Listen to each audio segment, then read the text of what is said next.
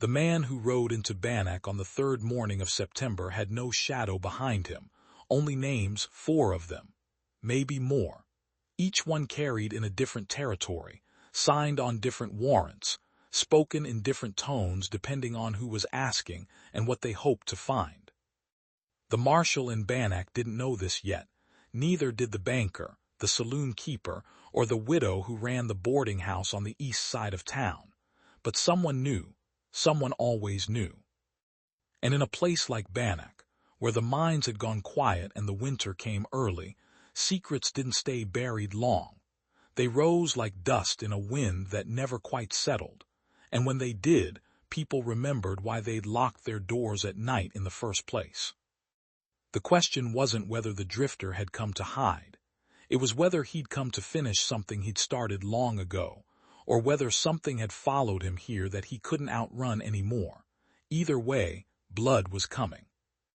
The year was 1879, and Bannack had the look of a town that had survived its own funeral. The gold that had drawn thousands a decade prior had thinned to a trickle, and those who remained were the stubborn kind, the kind who'd rather die in a place they knew than start over somewhere the earth hadn't already disappointed them. The storefronts leaned into each other like old drunks. The church at the north end of Main Street still held services, but the pews were half empty, and Reverend Calhoun's voice echoed too much in the rafters. The saloon, by contrast, stayed warm and full most nights. Not with joy, but with the kind of company that kept a man from thinking too hard about what he'd lost. Marshal Ethan Bride had been wearing the star for 3 years. He was a lean man in his early 40s, with a face that seemed to have been carved from something harder than wood and left out in the weather too long. His eyes were the color of winter sky, pale and unreadable, and he moved through town with the quiet authority of someone who'd seen enough trouble to know it by its footsteps. He didn't talk much, didn't need to. People respected him not because he was fast with a gun, though he was, but because he'd never once used his authority to settle a personal score. In a territory where law was often just another word for vengeance, that counted for something. Bride had a routine. Every morning he walked the length of Main Street, checked the jail, spoke briefly with the shopkeepers, and made his way to the Promised Land saloon for coffee. Not whiskey, never whiskey. He'd made that mistake once years ago, and it had cost him a wife and a ranch down in Wyoming. He didn't talk about that either. On the morning the drifter arrived, Bride was standing outside the livery, talking to Tom Farrell, the blacksmith.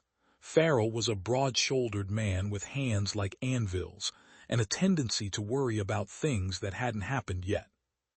He'd been complaining about a string of missing livestock, nothing large-scale, just enough to make a man uneasy. A few chickens from the Hendersons' place, a goat from the widow Crenshaw's pen, a horse that had wandered off from the old Rafferty homestead and never come back. Could be coyotes, Bride said, though he didn't believe it. Coyotes don't unlatch gates, Farrell replied. Bride nodded slowly, his gaze drifting toward the road that led into town.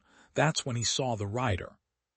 The man came in from the south, his horse moving at an easy walk, no hurry, no hesitation.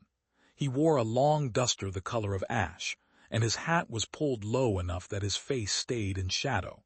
He didn't look around the way most strangers didn't take in the town with curiosity or caution. No, Bride said, but something in the way the man sat his saddle, the way he held the reins loose in one hand, made Bride's instincts prick up like a dog catching a scent it didn't like. The rider passed them without a glance and continued down Main Street. He stopped in front of the boarding house, dismounted, and tied his horse to the post. Then he climbed the steps and went inside. Bride waited a moment, then started walking. The boarding house was run by a woman named Iris Hollies, a widow in her late 30s with auburn hair she kept pinned back, and a quiet, self-sufficient air that discouraged questions. She'd come to Bannack 5 years ago after her husband died in a mining accident somewhere in Nevada, though nobody knew much more than that. She kept the place clean, charged fair rates, and didn't tolerate drunkenness or trouble. Bride had always liked her, in the distant, respectful way a man likes someone he'd never quite figured out. When he stepped inside, Iris was behind the front desk, writing something in her ledger. The drifter stood across from her, one hand resting on the counter. His hat was off now, revealing a face that was hard to place. He could have been 30 or 50. His features were weathered but not old, his eyes dark and steady, his jaw shadowed with a few days' worth of beard. There was a stillness to him, the kind that came from years of being watched and learning not to flinch. Iris looked up as Bride entered. Her expression didn't change, but something passed through her eyes, quick as a breath. "Marshall," she said evenly. Bride studied him. The drifter's voice was low and calm, no edge to it, no challenge. But there was something underneath, something held back. Bride had spent enough years reading men to know when someone was carrying more than they showed. "Got a name?" Bride asked. The drifter paused just a fraction of a second. Iris cleared her throat softly. Bride looked at her, then back at Carter. "Welcome to Bannack," he said, though the word didn't carry much warmth. Then he tipped his hat to Iris and walked out. But he didn't go far. He stood on the porch for a moment, watching the street, thinking.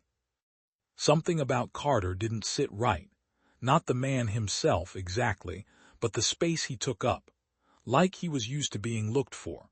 Bride made a mental note to send a wire to the territorial marshal's office in Helena, just to be safe.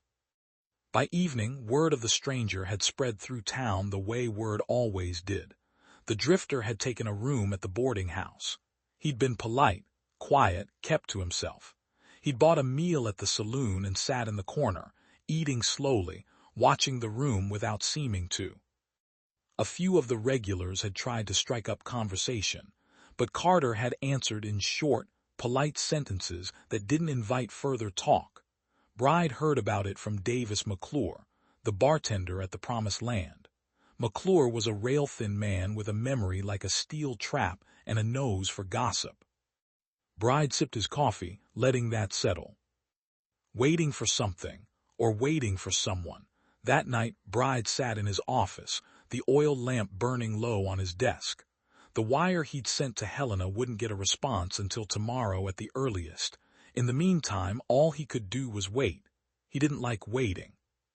It gave his mind too much room to wander, and lately his thoughts had a way of drifting back to places he'd rather not go. He thought about Carter's eyes, dark, steady, unrevealing. The kind of eyes a man got when he'd learned not to show what he was thinking. Bride had seen eyes like that before. On bounty hunters, on outlaws, on men who'd lived too long on the wrong side of the law and couldn't find their way back. He also thought about Iris Hollis and the look that had flickered across her face when Carter walked into her boarding house. It had been brief, barely there, but Bride trusted his instincts. She'd recognized something in him. Or maybe she just sensed what Bride had sensed, that Carter wasn't just a drifter passing through. Somewhere in the distance, a dog barked. Then another. The next morning, Bride found Tom Farrell standing outside the livery with a grim expression. Bride stepped inside, crouching to examine the dirt. Fresh hoofprints led out the back, toward the edge of town. Bride stood, brushing the dust from his hands. Bride nodded. He didn't say what he was thinking, that someone was building a remuda, probably to move fast when the time came. He left the livery and walked back toward the boarding house. The street was quiet, the morning sun slanting low across the rooftops. A few people were out, going about their routines, but there was a tension in the air now, subtle but unmistakable. News of the missing horse would spread by noon, and when it did, people would start asking questions. She hesitated. He left early this morning. Before sunrise. He looked back. Her eyes were steady, but there was something underneath, worry maybe, or fear. "Be careful," she said quietly. The ride to the Dunbar Ranch took the better part of 2 hours. Bride followed the main trail west, through low hills dotted with scrub pine and juniper. The sky was clear, the air cool, and the only sound was the steady rhythm of his horse's hooves against the hardpan. He thought about Iris's warning. Be careful, she knew something. Maybe not all of it, but enough to worry, enough to speak up. That wasn't like her. He thought about Carter's pause when Bride had asked his name, the way he'd answered questions without really answering them, the way he'd watched the saloon like a man expecting trouble, and he thought about the missing horses. By the time the Dunbar Ranch came into view, the sun was high overhead, casting sharp shadows across the valley. The ranch was a modest operation, a main house, a barn, a corral with a few head of cattle. Smoke rose from the chimney, thin and steady. Bride dismounted and tied his horse to the fence. As he approached the house, the front door opened. A man stepped out onto the porch. He was in his 50s, broad-shouldered and weathered, with a gray beard and sharp blue eyes. Bride recognized him, Lucas Dunbar, the ranch owner, a fair man if a bit stubborn. "Marshal," Dunbar said, his tone cautious. Dunbar didn't answer right away. His eyes flicked past Bride toward the barn. Bride turned. Standing in the shadow of the barn door was James Carter. He wasn't moving, wasn't reaching for anything. He just stood there watching. And for the first time since he'd arrived in Bannack, Bride saw something in Carter's eyes that made his blood run cold. Recognition. Not surprise, not fear. Recognition. As if he'd been waiting for this moment all along. The moment stretched between them like a wire drawn too tight. Bride's hand moved instinctively toward his belt. Not fast, just ready. Carter didn't move at all. He stood in that shadow, his face half hidden, and the only thing that changed was the angle of his head, a slight tilt that might have been curiosity or might have been calculation. Lucas Dunbar cleared his throat. He showed up this morning, said he could mend fence, break horses. Carter stepped out of the shadow then, moving with the same unhurried grace he'd shown since arriving in Bannack. In daylight, Bride could see him more clearly. There was a scar above his left eyebrow, faint and old. His hands hung loose at his sides, calloused and scarred in the way hands got when they'd done hard work for a long time. "Marshal Bride," Carter said. His voice was the same as before, low, calm, unrevealing. Carter's expression didn't change. They looked at each other across the dusty yard. Somewhere in the distance, a hawk cried out, sharp and lonely. "I didn't take any horses," Carter said finally. "I don't steal." Bride walked to the barn, Carter following a few paces behind. Inside, the air was cooler, thick with the smell of hay and leather. Carter's saddle sat on a rack near the door. Bride examined it carefully. The stirrups, the bags, the bedroll tied behind. Nothing unusual, no extra rope that might have been used to lead a stolen horse. Carter met his gaze without flinching. "You want to search me, Marshal, go ahead, but you won't find anything." Bride considered that. His instincts told him Carter was hiding something, but instincts weren't evidence. And the truth was, nothing about the man's gear suggested he'd taken that horse. A thief would have rope, supplies for a long ride. Carter had almost nothing. Just a bedroll, a spare shirt, and a canvas bag that looked like it had been packed in a hurry. "What are you running from?" Bride asked quietly. Carter's jaw tightened. For the first time, something flickered in his eyes, anger maybe, or regret. Bride waited, but Carter didn't elaborate. After a moment, Bride nodded and walked back outside. He spoke briefly with Lucas Dunbar, who confirmed that Carter had been at the ranch since before dawn. The wire from Helena arrived 2 days later. Bride read it in his office, the paper crisp in his hands. James Carter alias unknown. No outstanding warrants in Montana Territory. Check Wyoming and Colorado records. WILL advise no warrants. That should have been reassuring. Instead, it made Bride more uneasy. A man with Carter's bearing, his caution, his watchfulness. That wasn't a man who'd lived clean. That was a man who'd learned to stay ahead of the law. Bride folded the wire and set it aside. Then he walked down to the livery to talk to Tom Farrell again. "Anything else go missing?" Bride asked. Farrell shook his head. "Not since the mayor. but people are nervous, Ethan. Bride knew. Fear had a way of spreading faster than truth, especially in a town like Bannack where people had too much time to worry and not enough facts to work with. Tell people to stay calm, Bride said, and to keep their animals locked up at night. But looking into it was easier said than done. Bride spent the next week following every lead he could find, and each one led nowhere.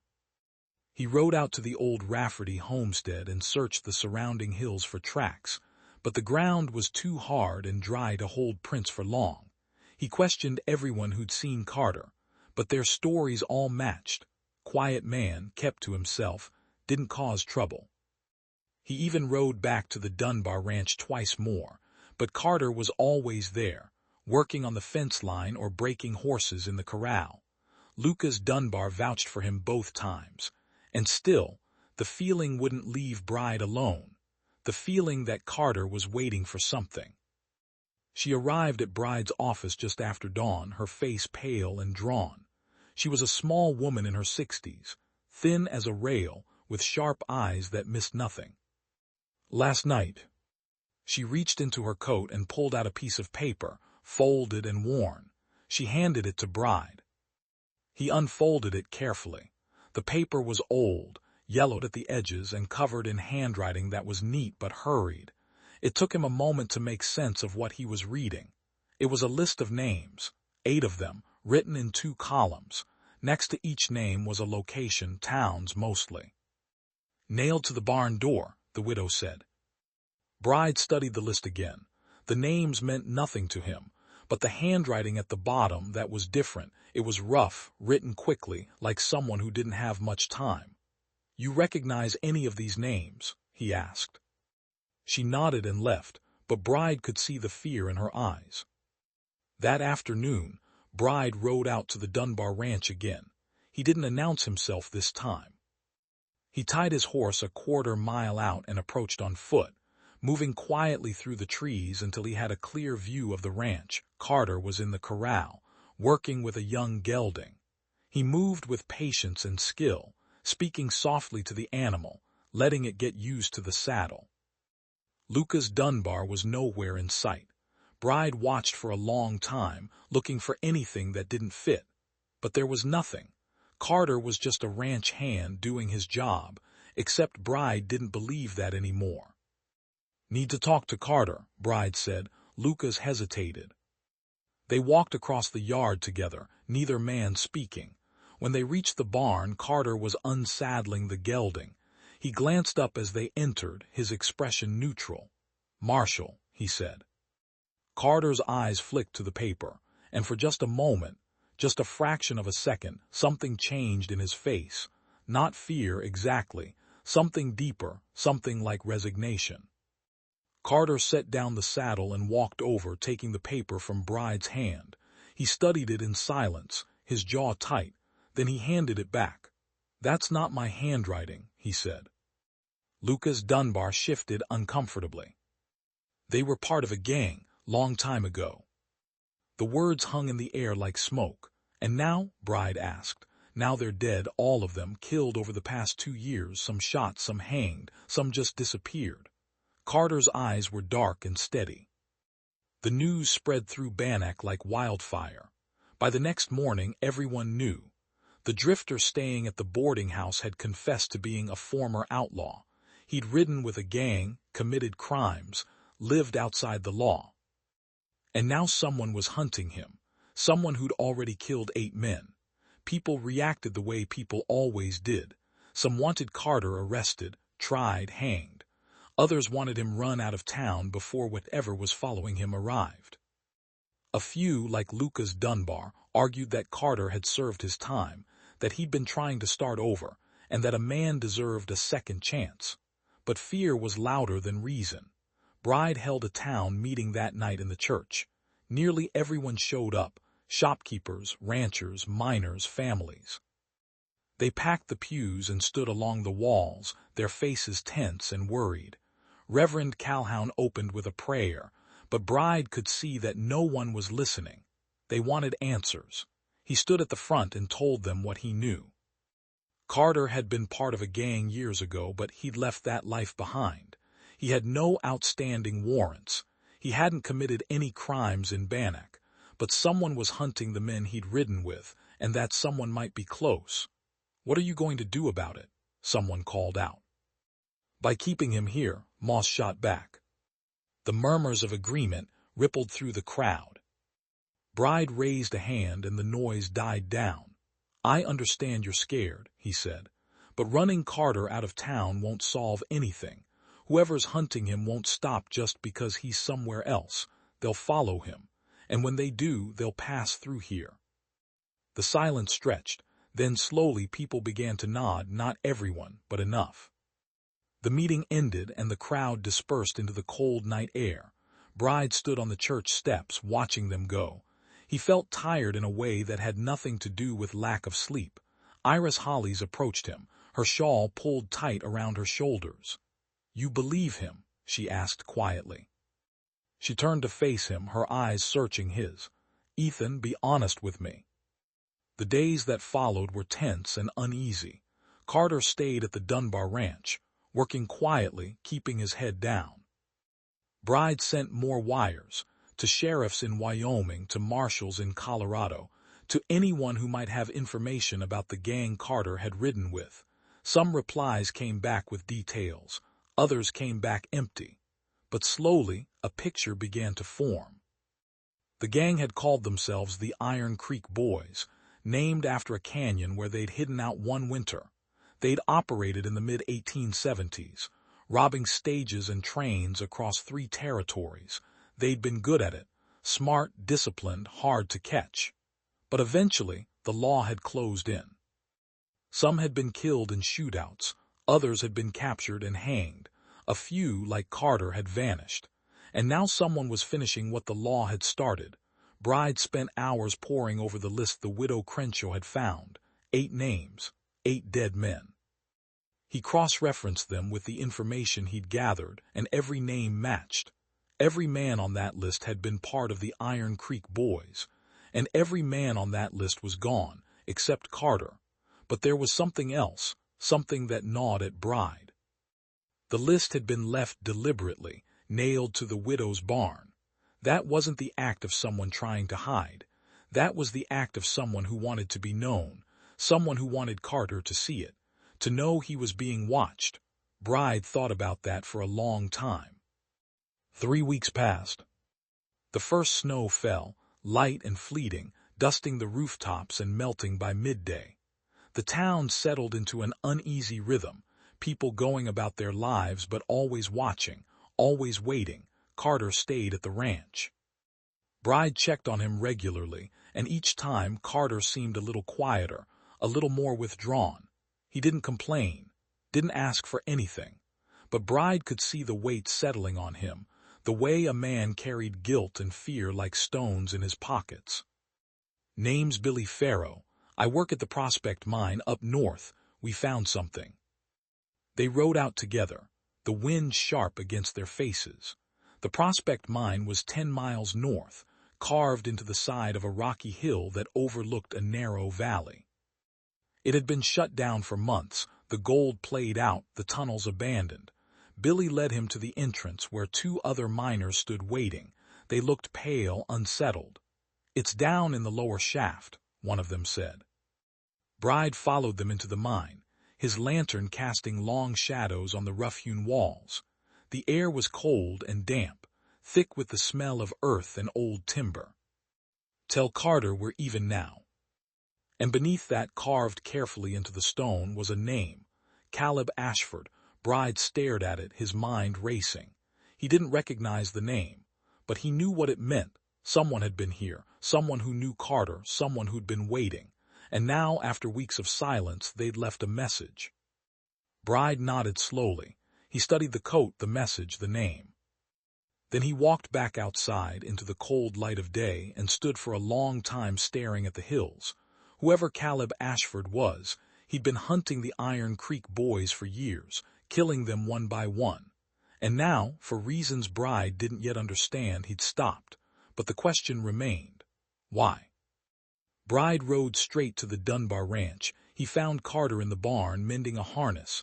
When Carter saw him, he set down the leather and straightened. "What happened?" Carter asked. His voice was calm, but his eyes were sharp. Bride told him. About the mine, the coat, the message, about the name carved into the stone. Caleb Ashford. Carter went very still. His face drained of color, and for a moment Bride thought he might collapse. "You know him," Bride said. Carter nodded slowly. "Yeah." Carter turned away, walking to the barn door. He stood there looking out at the hills, his shoulders tense. "He was one of us," Carter said quietly. "One of the Iron Creek boys, but he left, said the life was wrong, that we were damned. We laughed at him, called him weak." Bride let that sink in. Carter shook his head. "I didn't laugh and I didn't hit him, but I didn't help him either." Bride wasn't so sure, but he didn't argue. For the next 2 months, Bannack held its breath. No more messages appeared, no more names surfaced. Caleb Ashford, whoever he was, had vanished into the wilderness, leaving only questions and the faint echo of violence behind him. Carter stayed at the Dunbar Ranch through the winter. He worked hard, kept quiet, and slowly the town began to forget about him. People moved on, the way they always did. The fear faded. Life returned to its slow, familiar rhythm. But Bride didn't forget. He kept the list, the message, the name. He filed reports with Helena, with every marshal's office he could reach. But no one had seen Caleb Ashford. No one even knew if he was still alive. And eventually the case went cold. Spring came. Then summer. Carter stayed. He became part of the town in the way that drifters sometimes did, not quite trusted but no longer feared. He built a cabin on Lucas Dunbar's land and started raising horses. He spoke little, but when he did, people listened. There was a weight to him, a gravity that came from carrying something heavy for a long time, and Bride watched, waited, wondering if Ashford would ever come back. Years passed, 5, then 10. The story became a legend, told in the saloon on slow nights, the outlaw who'd run from his past, the ghost who'd hunted him, the marshal who'd tried to stop it all. And then, one day in 1891, a prospector named Sam Denton came into town with a leather satchel he'd found in a cave 20 miles east. Inside were letters, a journal, and a single photograph. "I'm sorry, I hope you found peace." Bride held the photograph for a long time, staring at the face of the man who'd haunted his town for so long. Then he walked down the street, through the cold morning air, to the cabin where James Carter lived. Carter answered the door, older now, his hair streaked with gray. Carter nodded. He didn't speak. Carter was quiet for a long time. Then he said, "I don't know." The photograph stayed on Bride's desk for 3 days before he decided what to do with it. He'd looked at it more times than he could count, studying the face of Caleb Ashford, trying to see past the scars and the hollow eyes to the man underneath. But all he saw was exhaustion, the kind that settled into a person's bones and never left, no matter how far they ran or how long they hid. On the 4th day, he folded the photograph into an envelope along with the journal Sam Denton had found in the cave. Then he walked to the boarding house. Iris Hollis was sweeping the front porch when he arrived. She'd grown older too, lines deepening around her eyes, her auburn hair now threaded with silver. But she still moved with that same quiet grace, that self-contained dignity that had always made Bride think she'd lived more life than she ever spoke about. "Marshal," she said, leaning the broom against the railing. He still wore the star, though he'd thought about giving it up more times than he cared to admit. The town had asked him to stay on year after year, and he'd never found a good enough reason to refuse. She studied him for a moment, then gestured to the chairs on the porch. They sat together in the cool morning air, the street quiet around them. Iris opened it carefully, looking first at the photograph, then at the journal. She didn't read it right away, just held it in her hands like something fragile. She was quiet for a long time, turning the journal over in her hands. Then she opened it and began to read. The entries were sparse, written in a neat but hurried hand. They chronicled Ashford's journey after he'd left the Iron Creek Boys, the towns he'd passed through, the work he'd done, the nights he'd spent cold and alone under stars that offered no comfort. There were passages about the men he'd tracked down, but they were brief, matter-of-fact, devoid of satisfaction or triumph. Just names, dates, locations, a ledger of debts paid. And near the end there was something else. A single entry, dated 1885, 6 years after he'd left the message in the mine. I thought vengeance would bring me peace. I thought if I could balance the scales I could sleep again. But all I've done is add more weight, more names, more ghosts. I'm tired. I don't think I can carry this anymore. James Carter is still alive. I know where he is. I could finish what I started. But when I think about riding into Bannack, about standing in front of him, all I feel is empty. He didn't laugh. He didn't strike me. He just stood there. Maybe that's enough. Maybe letting him live is the only mercy I have left to give. Or maybe I'm just too tired to care anymore. He spent 12 years wondering if Ashford would come back, wondering if he deserved to be spared. This won't give him peace, Ethan. Bride nodded slowly. He took the journal back, slipped it into the envelope, and stood. "Thank you," he said. She looked up at him, and for just a moment something passed between them, an understanding that came from years of living in the same small town, of watching each other grow older, of sharing a world where questions outnumbered answers. "Be careful," she said quietly. Carter's cabin sat on a low hill, overlooking a meadow where horses grazed in the afternoon sun. It was a modest structure, built from rough timber and stone, with a chimney that sent thin smoke curling into the sky. Bride had been here before, but each time he was struck by how peaceful it seemed, as if the violence that had shaped Carter's life had never reached this place. He dismounted and tied his horse to the post. Carter was in the corral, working with a young mare, speaking to her in low, patient tones. He glanced up as Bride approached, then finished what he was doing before walking over. "Marshall," Carter said. Carter took it, frowning. He opened it carefully, pulling out the photograph first. His face went still, not shocked, not surprised, just still. He looked at it for a long time, his thumb tracing the edge of the paper. Then he set it down and read the journal. Bride waited. The wind moved through the grass, cool and constant. Somewhere in the distance, a hawk cried out. "Maybe because you didn't deserve it." He looked down at the photograph again, at the scarred face of the man who'd haunted him for so long. Carter didn't answer right away. He turned and looked out at the meadow, at the horses moving through the tall grass, at the mountains rising beyond. "It is," Bride said. They stood together in silence for a moment. Then Bride touched the brim of his hat and walked back to his horse. As he rode away, he glanced back once. The story of Caleb Ashford and the Iron Creek Boys faded over time, the way all stories did in places like Bannack. New troubles came. New names replaced the old. The world moved on, but some people remembered. Iris Hollis kept the boarding house running for another decade, until her hands grew too stiff and her back too sore. She sold it to a young couple from Helena and moved into a smaller house on the edge of town. She kept a garden, read books, and watched the seasons turn. On quiet evenings, she sometimes thought about the man who'd arrived with no shadow behind him, only names. She wondered if he'd ever found peace. She hoped he had. Lucas Dunbar passed away in 1897, leaving the ranch to his son. Carter stayed on, working the land, raising horses, living a life that was simple and unremarkable. He never married, never left Bannack. People in town treated him with a quiet respect, though few truly knew him. He was just the man on the hill, the one who kept to himself and never caused trouble. But children liked him. When families came to buy horses, Carter would lift the young ones onto the saddles, speaking to them in that same low, patient voice he used with the animals. And sometimes, on summer evenings, he'd sit on his porch and watch the sunset, the journal Bride had given him resting on the table beside him. He never opened it again.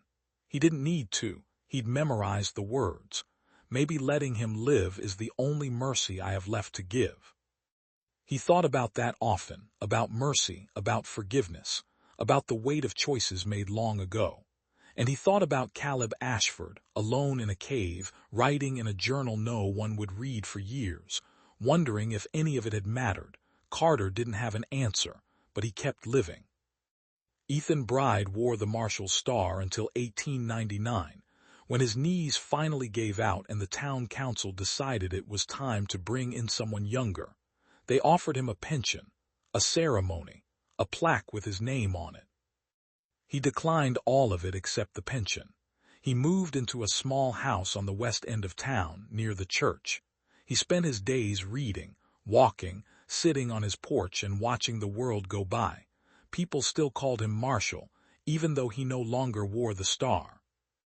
It was a title he'd earned, and it stuck. On warm afternoons, he'd sometimes walk up the hill to Carter's cabin. They didn't talk much. Mostly they just sat together, two old men who'd seen too much and carried it quietly. One evening, as the sun dipped below the mountains, Carter asked him a question. They sat in silence, watching the light fade from the sky. "What about you?" Bride asked. The years passed. Bannack shrank as people moved on to bigger towns, drawn by railways and promises of easier lives. The mine stayed quiet. The church held services for smaller and smaller congregations. The saloon closed, then reopened, then closed again. But the land remained. The mountains, the sky, the wind that never stopped moving through the valley. And the people who stayed learned to live with their ghosts. In 1903, Ethan Bride passed away in his sleep. He was 71. The town held a funeral and nearly everyone came. They buried him in the cemetery on the hill, beneath a simple stone that bore his name and the words, "He kept the peace." Iris Holly stood at the graveside, her hands folded, her face calm. When the ceremony ended, she walked home through the quiet streets and sat on her porch, looking out at the town Bride had protected for so many years. She thought about all the people who'd passed through Bannack. All the names and faces and stories. Some had stayed, some had left, some had been forgotten. But Bride had remembered. He'd carried them all, the living and the dead, the guilty and the innocent, with a quiet grace that few people ever truly appreciated. She hoped he was at peace now. James Carter lived another 9 years. He died in the winter of 1912, during the coldest February anyone could remember. A neighbor found him in his cabin, sitting in his chair by the fire, the journal still on the table beside him. They buried him next to Bride, at his own request. There were fewer people at his funeral, but those who came spoke kindly of him. They remembered his patience, his skill with horses, the way he'd helped their children learn to ride. They didn't talk about his past. It didn't seem to matter anymore. The day after the funeral, Iris Hollies walked up the hill to the cabin. She'd been asked to help clear out his belongings to see if there was anything worth keeping. The cabin was sparse. A bed, a table, a few chairs, some tools, some clothes, a stack of books worn from reading. And on the table next to the journal was the photograph of Caleb Ashford. Iris picked it up, studying the scarred face, the hollow eyes. She thought about the boy he must have been before the violence, before the choices that had shaped him into something hard and broken. Then she looked at the words written on the back. "I'm sorry. I hope you found peace." She set the photograph down and picked up the journal. She'd read it once before, years ago, when Bride had shown it to her. But now she read it again, slower this time, paying attention to the spaces between the words. And as she read, she realized something. Ashford hadn't been hunting the Iron Creek boys out of revenge. Not entirely. He'd been hunting them because he didn't know what else to do. Because vengeance was the only language he'd learned, and he'd spoken it until there was nothing left to say. And when he'd spared Carter, it wasn't because Carter deserved it. It was because Ashford had finally run out of words.